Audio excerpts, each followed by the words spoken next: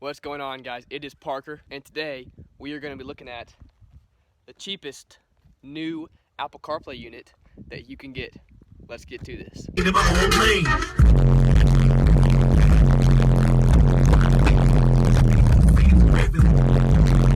Alright guys, first off, just want to say I am getting over a cold, so sorry if I sound a little hoarse. But yeah, let's get into the unit. So here's a box. This is the Power Acoustik CP-650. And we've got kind of normal stuff. It is a 6.5-inch screen, so we still have room for all the buttons and whatnot. 4-channel, they claim it's 300-watt 4-channel amp. I could not find an RMS power anywhere on the box. I'll see if there's one online. And there's Apple CarPlay, Bluetooth. I believe it has 4-volt out preamp outs. Aux, USB, all the normal stuff that you'd get on a double DIN head unit. So here's some more info on the unit. You got your equalizer settings. Again, just kind of the normal stuff. First off here, got some mounting hardware. It's hard to do with one hand. We've got a giant control. This is a lot bigger and thicker than they normally are. And that's it. Okay, so here is the unit. You get a little diagram of where everything goes. Well, let's pull it out and hook it up. Inside the box, we have our microphone, our instructions manual, and all the wires they're gonna plug into the head unit. So here is the unit. Only a 6.5-inch screen, so it's definitely a little smaller, but it'll work. We have our volume button, and then a couple. Got a button there, and then looks like a USB here. There we go. USB right there. And we have our aux right up front as well. So that's nice. And if we come back here, basically got nothing because everything goes off the wire harness, which I don't really like because that just creates a bunch of extra wires. I wish they would just put it straight into this unit. You can't really see in there, but I'm pretty sure there is plenty of room to where they could have, but I guess this saves cost. So here is our first wire harness. We have all of our speaker wires. We have our front and rear pre-out. I believe they're 4 volts. And then we have one single one for the sub. And then on this one, we have our power and grounds, and all of our other accessory wires like reverse and whatnot. Now here, we got a big old sticker, or a big old warning label that says, to avoid damage to source unit, you must first connect all the other speaker wires before connecting the 3 power wires. Not too sure what that means, but oh well. And this is fused externally right here, whereas normally there'd be a fuse right on there, but oh well, it is a cheap unit, so it is what it is. Let's get this wired up to my old Subaru wiring harness and see how it goes. For this install, we are going to be using these posi twist connectors. You can get these from Crutchfield. They're kind of hard to find anywhere else online though. Now normally it would be best to solder and heat shrink, or to use these little guys, which is a solder and heat shrink in one. But because I'm always pulling units in and out of my car and testing out other units, this allows me for a really quick and easy option where I won't have to cut any wires. So on this side of the harness, we have 2 ground wires, not too sure why, our accessory, battery, and then we have a steering wheel control ground. So I don't know why there's 2 grounds and another ground, who knows, but we're gonna go ahead and hook both of these grounds up and these 4 wires because we're not running steering wheel controls in this car.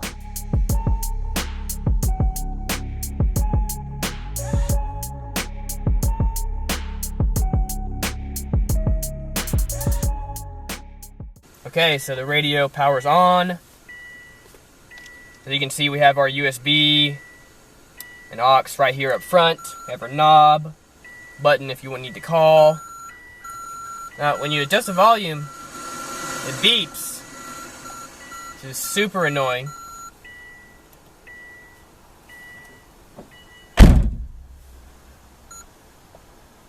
But we have Apple CarPlay, BT phone, BT music, regular music, iPod, Bluetooth video. Kind of automatically goes back to this if you leave it for too long, I guess. You can set your clock.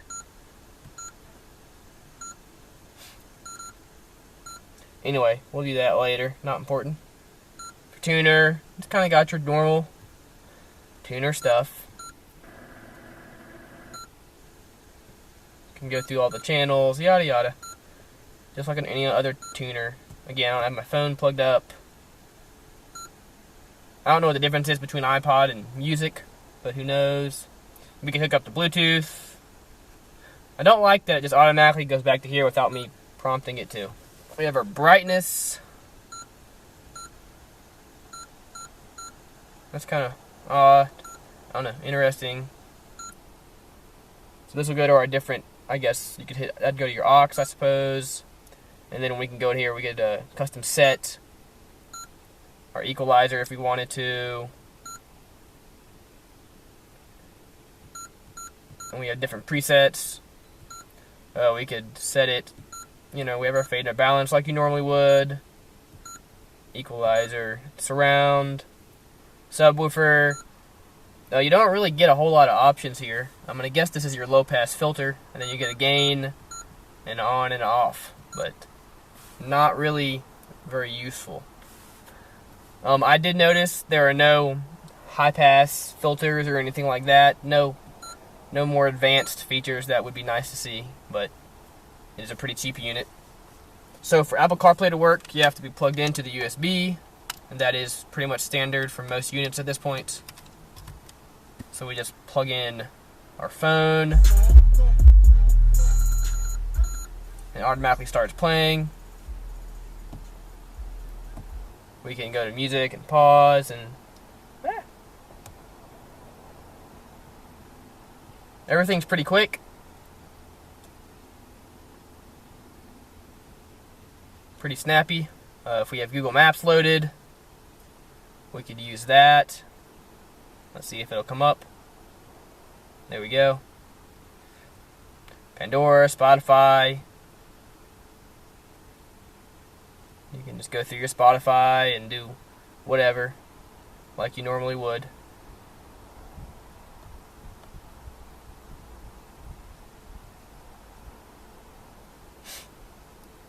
It'll read you your messages, or you can tell it Would to... you like to hear your unread messages or create a new one? No. No. Okay. You can, I don't know. You can go to your phone. Would you like to make a call? Or would you like me to play your voicemail? No. Okay. And you could go in here, you could call someone if you wanted to. Again, anyway, or you can go to now playing, and it'll play whatever you last had up.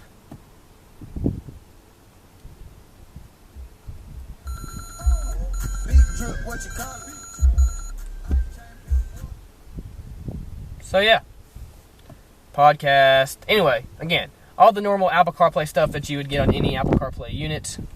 If you want to go back to home, you hit Power Acoustic, and it brings you back to this screen. I really don't care for this screen. The colors are just kind of gross, honestly. They're not bright. I don't know. They're just not a good color scheme whatsoever. And then it automatically goes back to here, which I don't like. But it is a pretty cheap unit, so I guess you can't complain too much. Yeah. So another issue I've really noticed with this is that if I go to here and I go to my settings, and let's see, let's say we go to subwoofer, we're going to say on, we're going to go to display, we're going to make my color red. Oh, and let's go do one more thing. Let's go to sound. You know, let's just kind of change this up a little bit, just so we know it's different. And then I'm going to turn my car off. I'm going to go right back to on. So now you can see the radio automatically starts playing when you start it up, which is a little odd. But whatever. We're going to go back here. I'm going to go to my settings, display. See, it's no longer set on there. Subwoofer is now off. Equalizer did not save. So yeah, it's not saving my presets, which is super annoying. Do not know what is up with that. Very annoying. I'm going to turn the beep off. It's just annoying as it can be. There we go. I don't know. This is very frustrating that it won't save my presets. Okay guys, so I have the car off. No key in it. I'm going to have the unit pulled out. We have our multimeter. We're going to test the yellow wire, because the yellow wire is what gives this a constant power and what makes it save all its settings. So we popped off this boot over the fuse they have.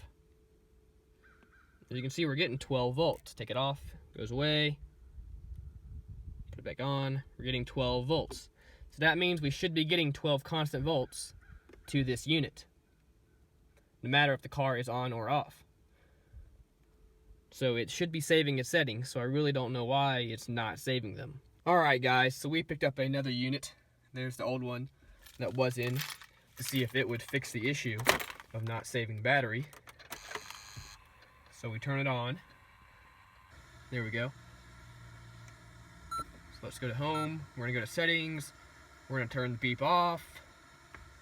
We're going to turn the display just to red. I'm going to turn the subwoofer on.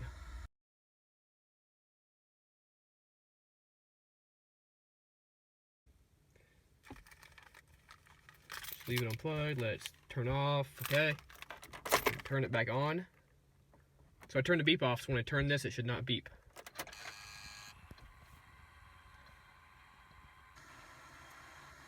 Oh, and our little side things here are changing color. They're not staying red. So I'm going to guess it did not work. So let's see. Oh, settings. Look at that. Beep is still on. Let's see. Subwoofer is off. And it's not on red. Okay, it's just on auto. So, extremely disappointed. Anyway guys, I'm extremely disappointed. 2 of them down. Neither work. This is really not cool. And I'm 100% sure it is hooked up correctly. As I showed, the yellow wire is receiving a constant 12 volts. So there's absolutely no reason why this should be losing its memory. Well, Power Acoustik, I gave you 2 tries, bought 2 of your units, and both of them did not work. So this is crap. Guys, do not buy the Power Acoustik CP-650. Maybe don't buy any Power Acoustik units, but especially not this one, because it does not work, and it's a huge pain, and every single time I get in the car, if I was to leave this in here, I have to deal with this ridiculous beeping.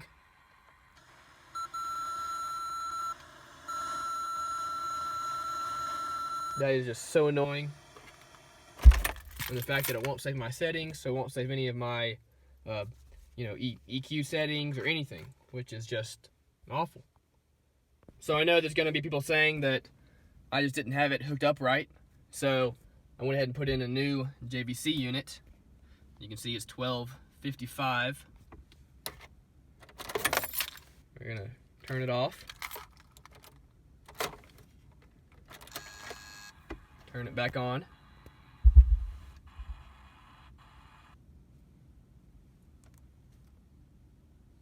And with that, it saved my settings. So yeah. Anyway guys, thank y'all so much for watching. I really hate to bag on a unit, but I did get 2 of them. I tested 2 of them, and both of them had the exact same issue. So that's just not cool.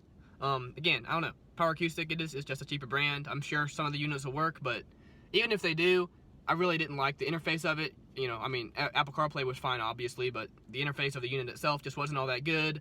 Weren't that many great settings, and it didn't really work right. Anyway, guys, so yeah, I would not recommend picking one up. I would definitely go to get something different. This JVC unit was like 240 bucks, so another 50 bucks to get a unit that the interface on it, I don't know if you can see that, but the interface is awesome and it just works really well. Anyway, guys, thank y'all so much for watching. Please like, comment, and subscribe. More videos coming soon.